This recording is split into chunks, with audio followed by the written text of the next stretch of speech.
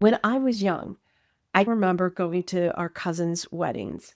We had a lot of cousins and we were the youngest, so it seemed like there was a wedding every other month. My favorite part was getting to eat the wedding cake. I was so excited and always hoped I would get the piece with a flower on it because I loved the frosting so much.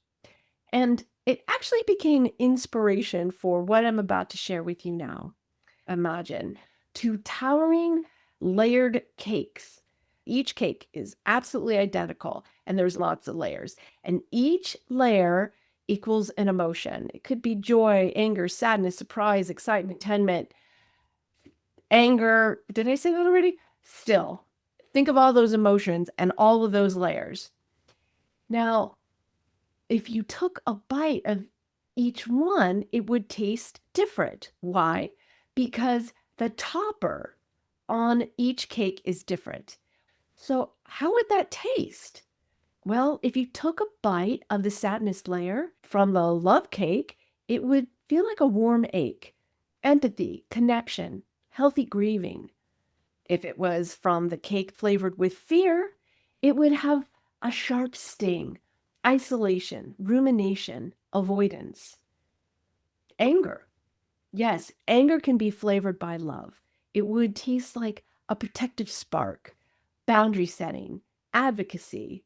Whereas if you had taken a bite from the cake that was based on fear, that same layer would taste like a combustible fire, blame, aggression.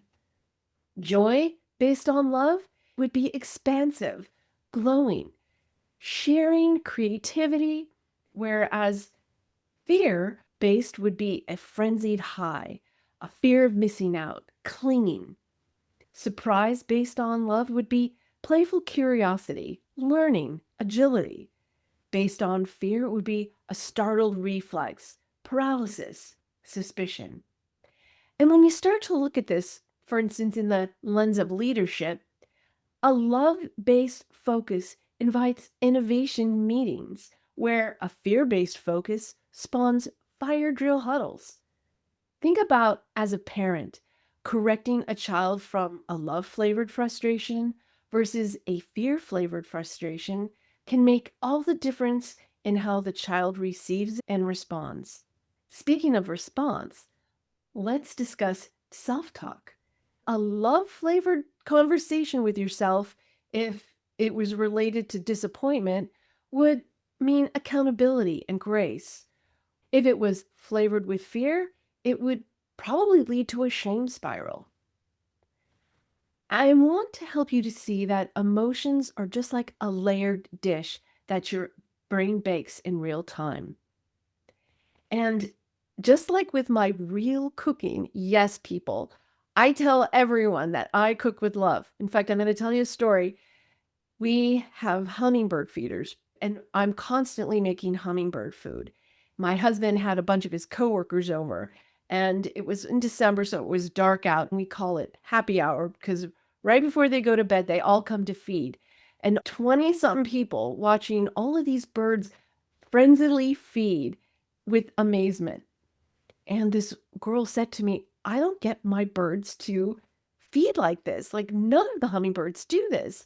She goes, what do you feed them? I told her the recipe and I said, I always add love, just like I do to every single thing I make. You can do the same. You can taste test, label, and remix that seasoning on purpose, going from love-based, turn that around, going from fear-based to love-based. If this gave you food for thought, see what I did there? Share it with a friend who's chewing on their own emotional layers.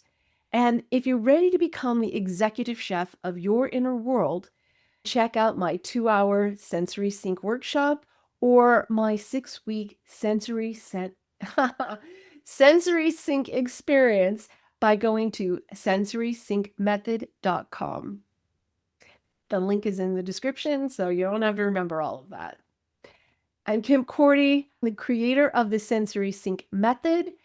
I created it to help you reconnect or strengthen the connection with yourself so that you can feel more aligned, self aware, and in charge of your inner world.